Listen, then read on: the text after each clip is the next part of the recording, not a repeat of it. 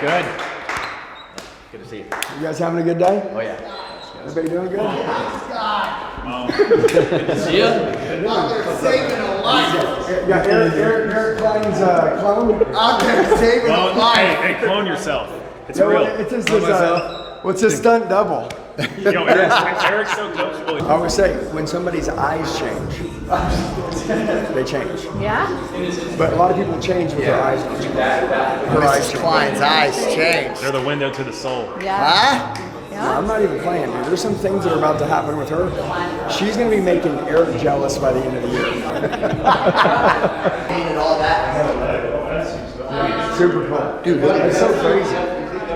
well, dude, it's the story of my life.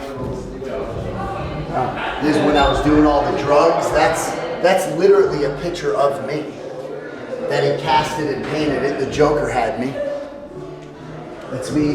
Dude, when I was living in a halfway house, that's the piece of paper that got me into Tulsa. It's so crazy. Huh? So crazy. Hey, look how we did these. Oh, wow. You get really good. That's crazy. It's a beautiful story. It's crazy.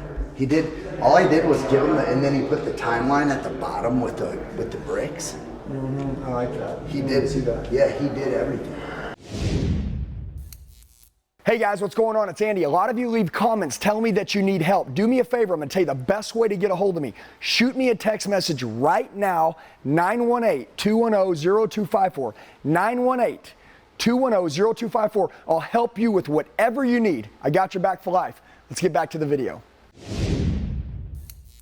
Right when I saw you, is that I can look at people and I smell brokenness. And broken people are dangerous in a really good way or a really bad way. Right. Because hurt people, or people that are hurt turn their wounds into their weapons. And so I'm like, okay, cool. So I've got this guy, he's weaponized. He's gonna go burn this bitch down. Yeah. Okay. Or he's gonna go change the world. I wasn't being a very good father, although I was better than most. I wasn't as good as I could be. That's called maxing out your potential.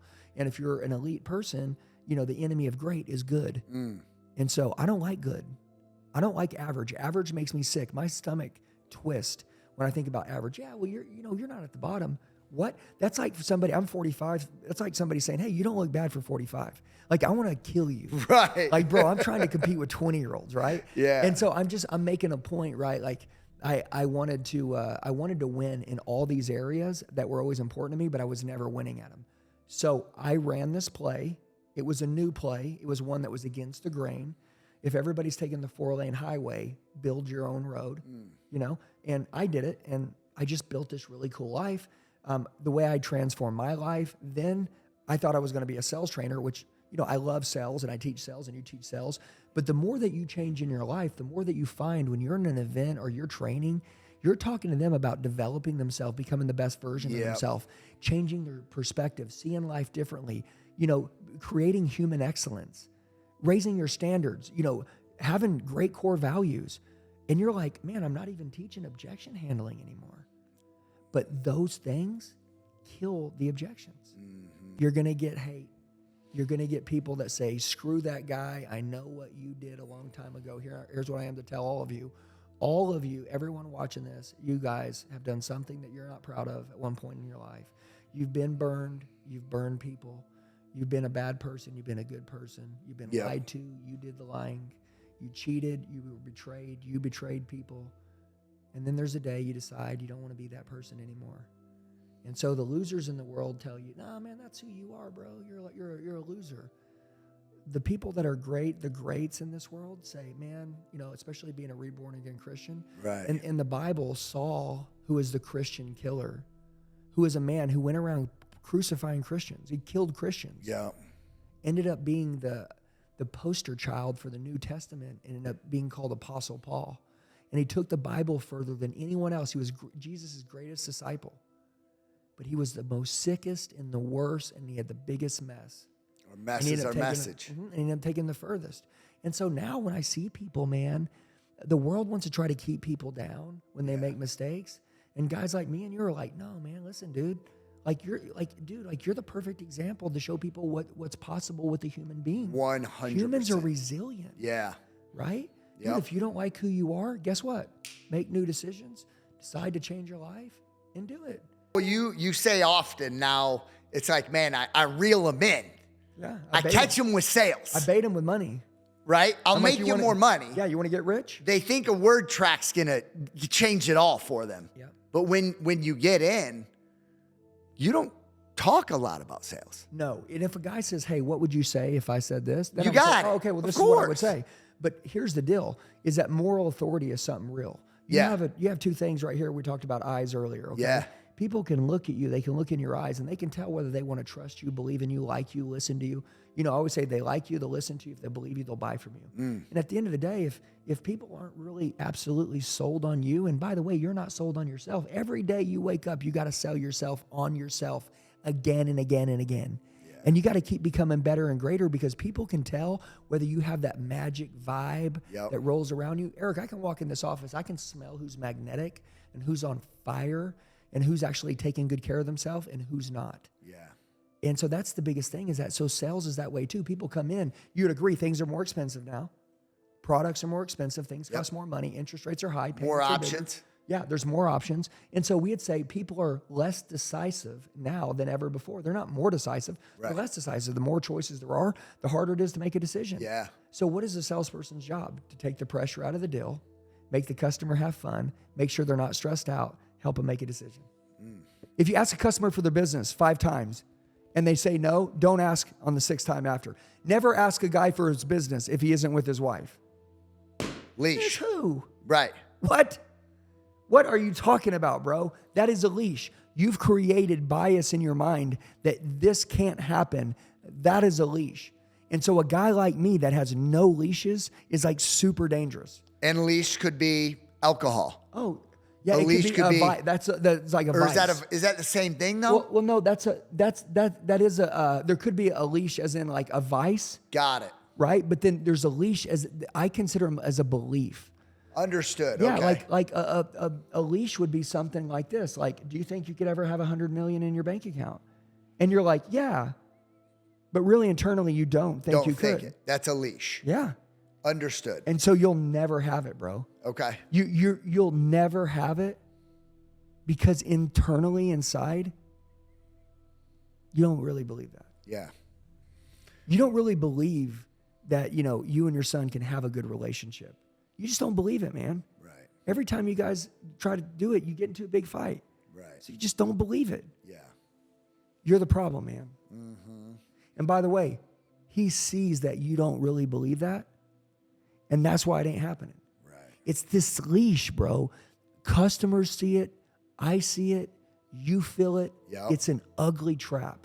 And so if you can't break the leashes, it could be generational. Now, generational curses, right? Alcohol, drugs, things like abuse. I was sitting here with a couple the other day, right? And like, it's heartbreaking, man. There's a guy who got the hell beat out of him. Hell beat out of him by his father. I can relate. Bro, I mean, he said his dad beat the hell out of him until he was 18. And I mean, whipped him, beat him, sometimes took a board to him. The guy's been married for 20 years. He hits his wife now. He hates hitting his wife. Yeah. That would be like, I'm like, dude, that's so stupid, bro. I can't believe that you think you're cursed. Oh, let me tell you my game changer. Mouth tape. You were talking about this. Game changer.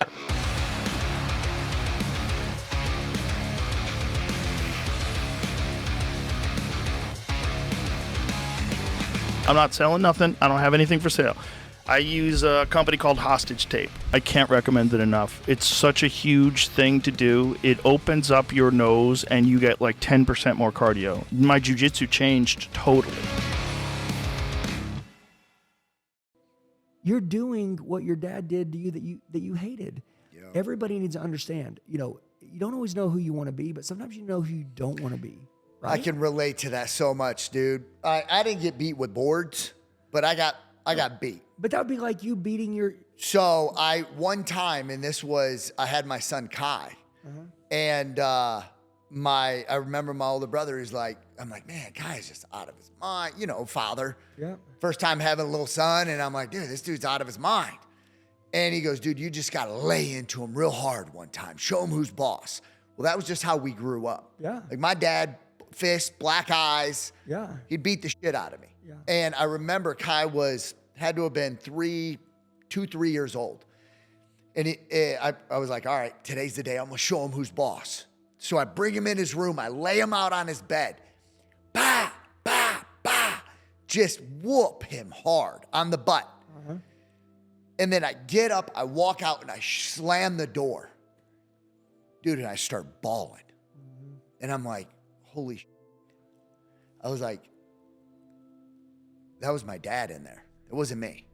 Like, I literally, I'm like, I can't believe I just did. The one thing that I still talk about today is getting the shit beat out of me by my dad. Yeah, and you hated it. I hated it, dude. Hated it. I despised the man. And I remember opening the door, walking in, and Kai was just sitting there crying. And I was like, buddy, I'm so sorry. And he goes, Daddy, it's okay. And my head was on his lap.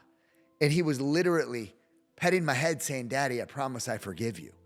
I've never spanked my kid again. That's crazy. I'm like, never will I have him at 43 years old talking about how I whooped his ass as a kid. I shower him with love. I don't know if it's too much love, but I literally love the kid till I can't love him anymore. Polar opposite of what my dad did. That's what happens, man. I do the same thing, man. I what we don't have as a kid, we crave as an adult. So we want love. And then our kids, we give them a lot of love, but also we got to give them boundaries. We got to give them discipline. Yeah. We can't let them run too far with it. But my mom was an alcoholic, and that'd be like me going and drinking. Yeah. This guy was, his dad beat him. Now he's hitting his wife. Yeah. And by the way, that guy hated his dad because he hit his mom. Yep. It's like, but it's crazy how people now are repeating what their parents did. And so that's why we talk about like the bloodline breaker. I love like that. being the one to break the bloodline and say, all right, I've had enough with my, whatever so-called DNA, whatever the hell my family's been doing. We're restarting the bloodline. Yep. And that's what we did. That's what you're doing. And I think there's a lot of people that are on this, that watch this, and man, they're like, dude, I need to break my bloodline. And if you want to do it, the only way that I know how to do it is to spend time every day working on yourself. Yeah. I always say the greatest gift you can ever give yourself is to spend time working on you. Yep. That's the only way I know how to do it, because honestly, my mind isn't my friend. It's not my At buddy. all. Yeah, and it's pretty nasty sometimes. I'm pretty bad to me. Yep. And so if I wake up and I'm really like studying and I'm learning from somebody that's, got a good state, got a good perspective on life, I take that, I borrow that, I keep that all day with me. It's like daily I'm stacking these wins of development every day. And slowly I'm turning into a really good man. Yep. But I know this, if I was to let my mind run for, a couple months without spending any time working on me, it would want to go back the other direction. And so I think that the way to recreate your life is to train every day. Let me ask you this, Andy. Do you believe, because your company now talks to, God, millions of people. Do you believe everyone has it in them?